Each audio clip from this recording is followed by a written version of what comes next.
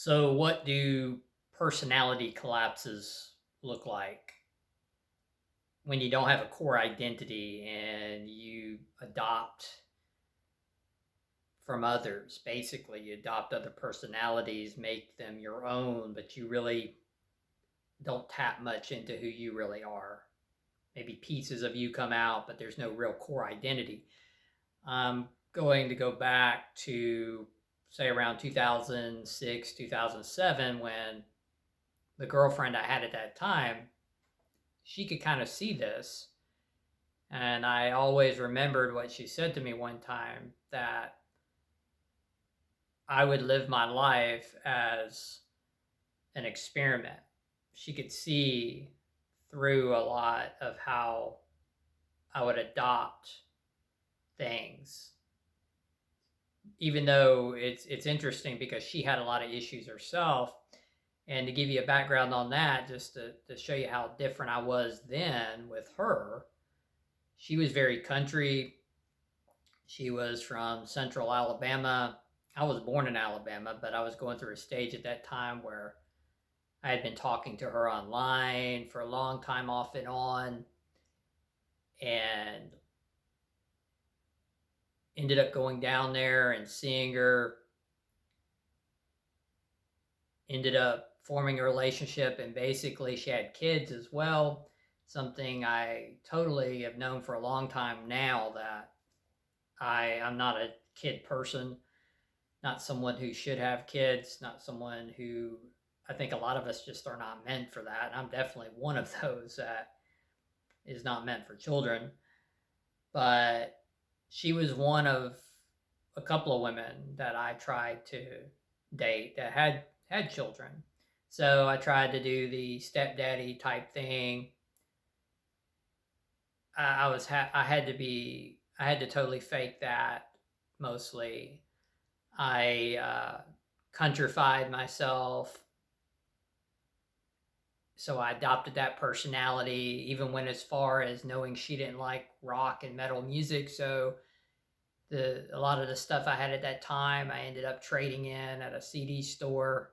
And I remember the clerks there were like, "Wow, you're trading in all this good music, all this stuff." They really were impressed with what I was trading in, and they're like, they could see something was going on because I bought these country CDs and stuff, and they're like, somehow the guy just could tell, and somehow we got on the subject of dating. He's like, "Is this about a woman? Is this is this about someone you're dating?" And I just tried to blow it off. But he's like, "Man, you shouldn't change yourself." But see, this is one of the things I've had conflict with through my life.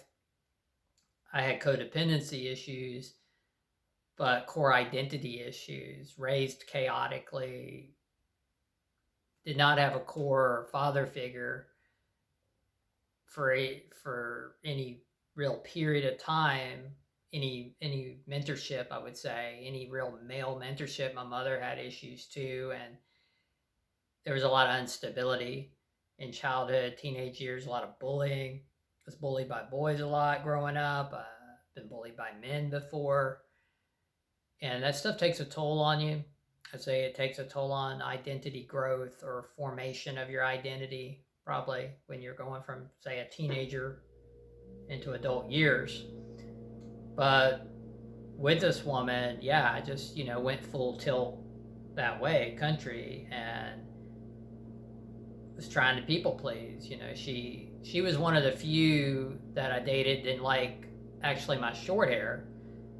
Uh, she didn't like a slick look. She called it spiked hair or any of that. She wanted a rough looking type of guy.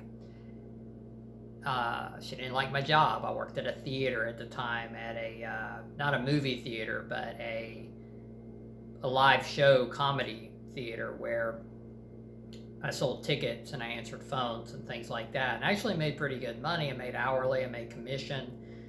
But she was all into like carpenters, painters, electricians. She was into things that she dubbed what real men in her mind do.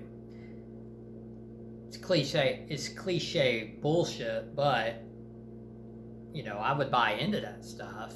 It would trouble me. So these are the situations, though, I would get myself into with inevitably a relationship like that's going to fail because you're adopting traits one way and you're ignoring anything else about yourself that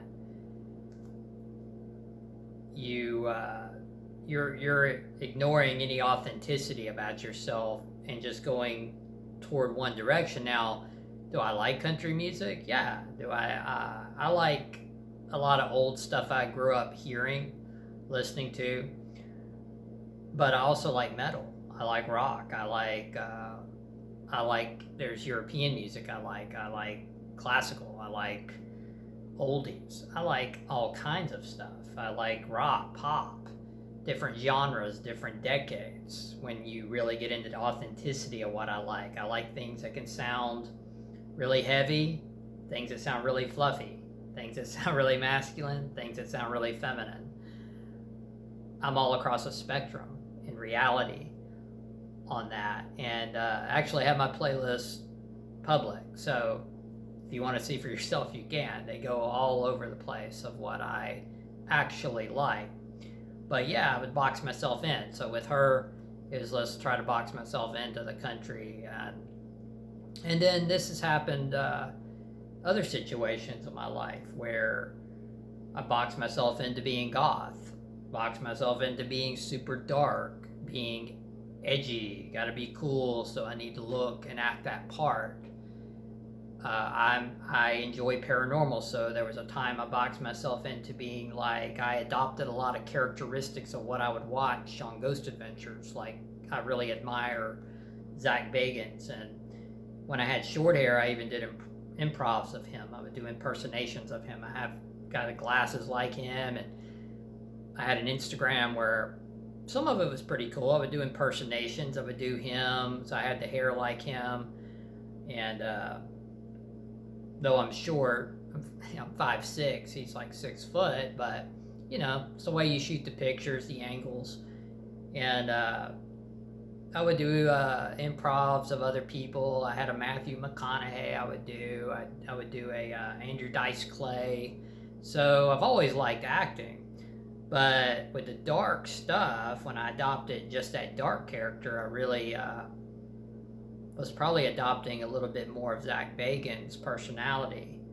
And then I said, okay, I'm going to be this mystical dark person, and that's all I'm going to be about. So that means I can't like country, and I can't like pop, and I can't like feminine stuff or any of that. I got to just push that out, you know.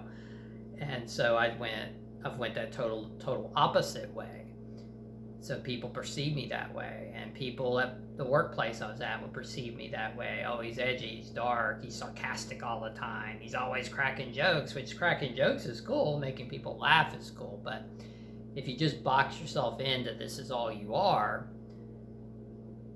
and then all of a sudden one day you do show more of your authentic self of other pieces of you, it can throw people way off because you've sat with yourself and created this character. So a lot of times you lose people, friends, or well, you say so-called friends, or people that have come into your life because they came into your life a lot of times based off the character you created. So when they see other aspects of you, well, you might be bullied because they suddenly know you like some pop song they think is shit, or you like some movie, say you like some romantic movie or something like that they think is shit. I can give you examples of that too, like movies. It's another thing. You know, you adopt a certain personality, so now you got to like certain music. Now you have to like certain movies, and it would be the same thing with me. You know, I would act like I didn't like certain things, and now I do. My movie stuff is all over the place too. I can like dark comedy. I can like dark humor a lot. I like horror.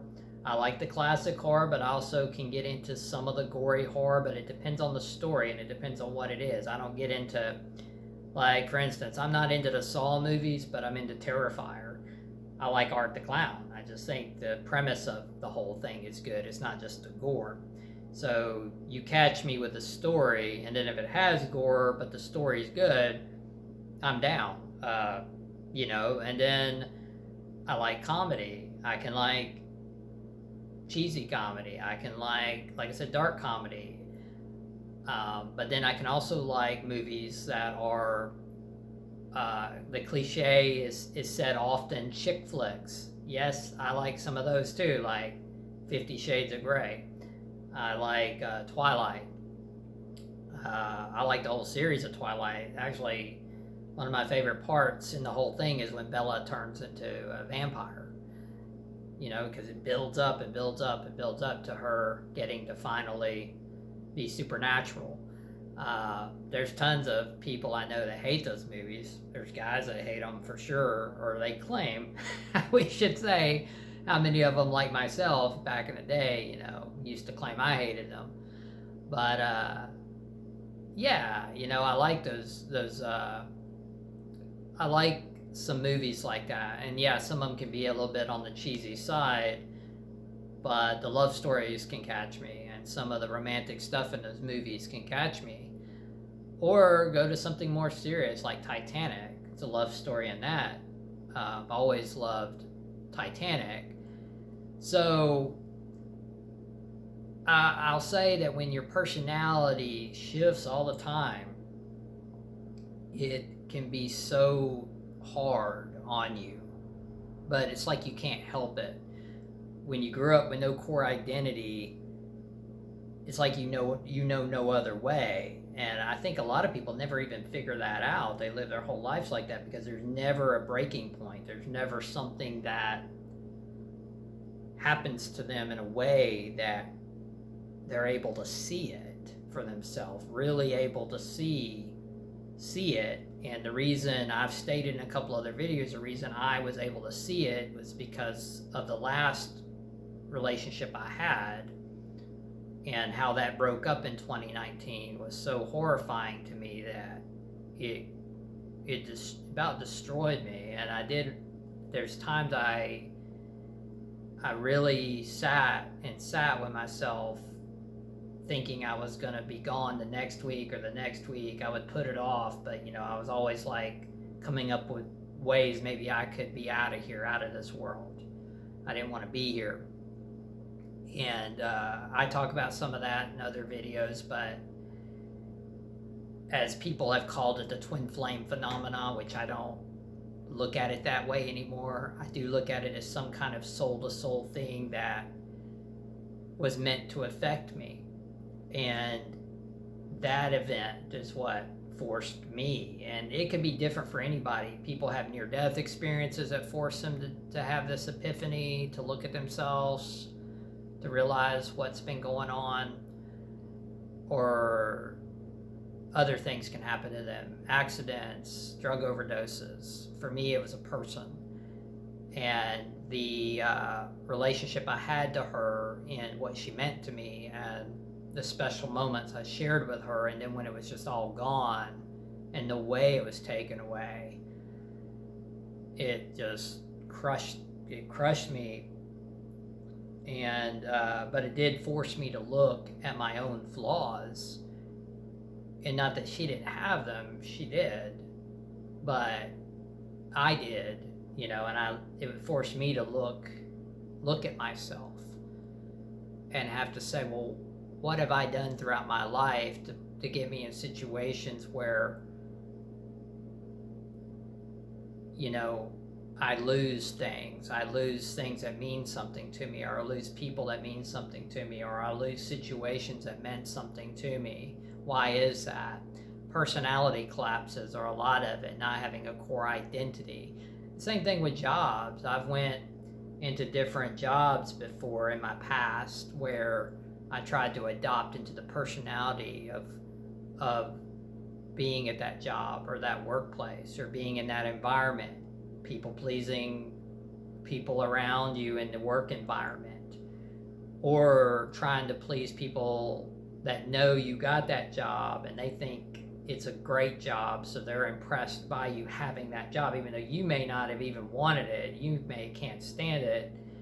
You may think it's total BS, but because other people deem it as acceptable to society, and deem it as something worthwhile of you being praised, then you're trying to do that to please people. You're trying to work at this place to please people. So I've been there too, and I've had job after job.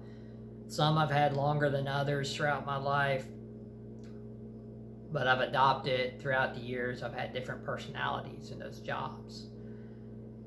So now I've spoke about this. I'm working in an adult store, and never thought that would happen. Never thought that, I'd ever be. I've went through.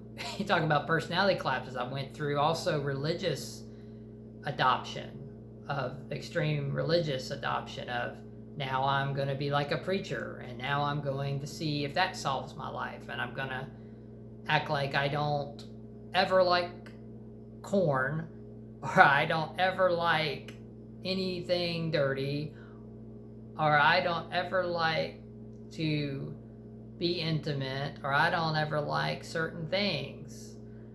And that's just crap, because we're all flawed.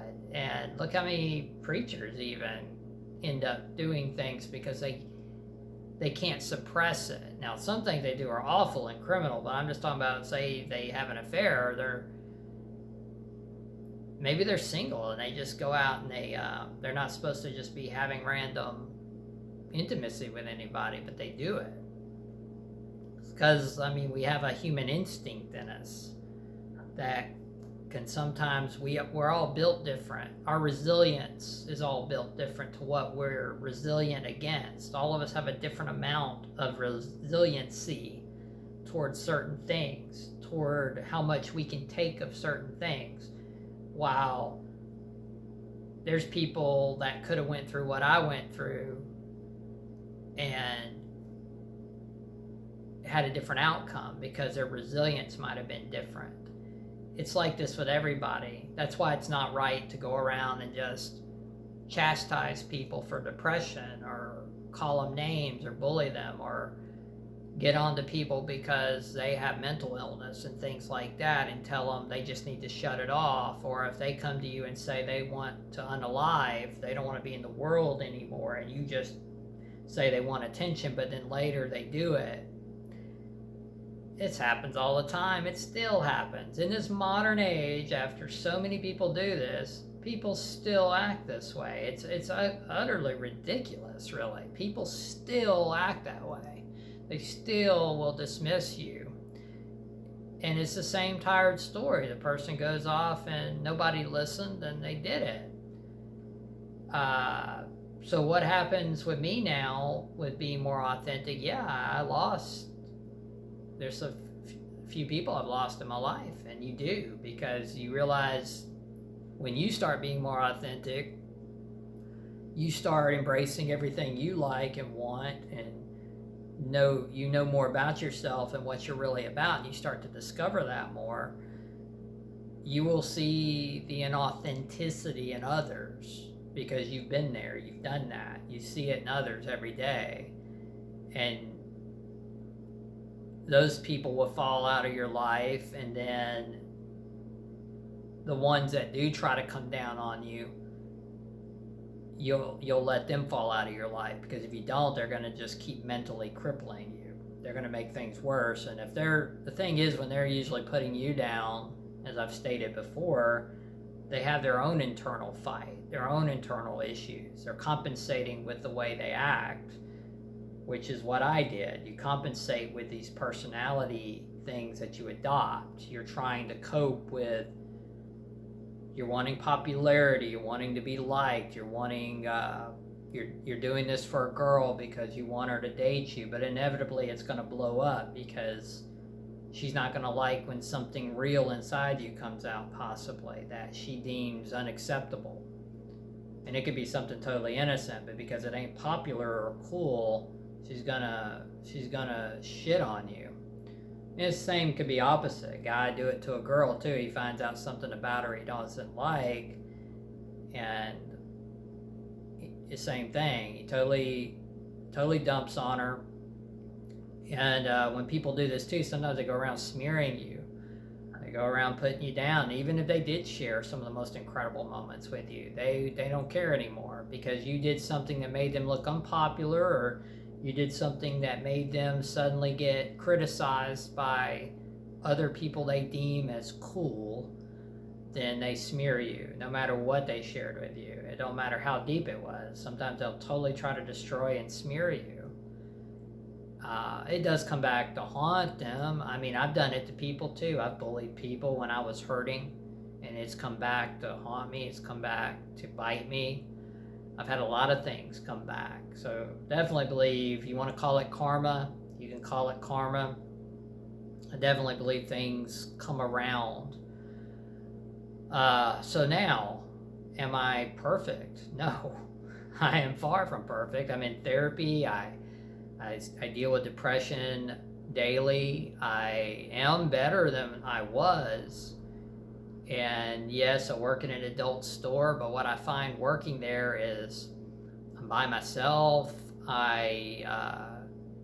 It's easy. The customers are easy to talk and joke with most of the time, because I find I can lighten the mood up if I just go up and joke with them about whatever they're kind of looking for a little bit, just kind of lighten it up, because some of them are shy. And, you know, the intimacy, wanting to be with people and have that kind of gratification is normal. I mean, it's a human instinct. Now, do we sell some weird stuff? Yeah. I mean, do we sell some stuff I wouldn't get into? Yeah. I mean, we do. But there's a light and dark everywhere you go. Do I sometimes think about the darker side of that industry? Yes, I do. But I'm also trying to cope with life, and I'm trying to work in a place that I can get by with rebuilding my life as far as being able to deal with people again. And that's the other thing. My manager's laid back. He's easy to talk to. He's friendly. I've dealt with managers so long up in the tourist industry around here that they're just so ugly and mean, and they're sleeping with the staff, and if you get too friendly with whoever they're sleeping with, then they're on you. It's all kinds of crap that goes on, and nastiness that was going on in those type of jobs. And this job, even though it's a corn shop, it's the employees aren't like that, and you're mostly by yourself anyway. And the people, like I said, yeah, there's some weird types, of course, but they're not, it's not like the other stuff I've dealt with. So anyway, I just thought I'd give you an idea of what I've dealt with personality collapses, and maybe some of you have dealt with that. Maybe you are dealing with that. Maybe you're trying to understand yourself and why it happens, or maybe you've had an event like me happen in life that was very, very traumatic, and that pushed you over the edge. And while some people would unalive and not be here, you chose, like me, to try to figure it out and try to fight through it and examine yourself. So with that, I'll talk to you guys later on.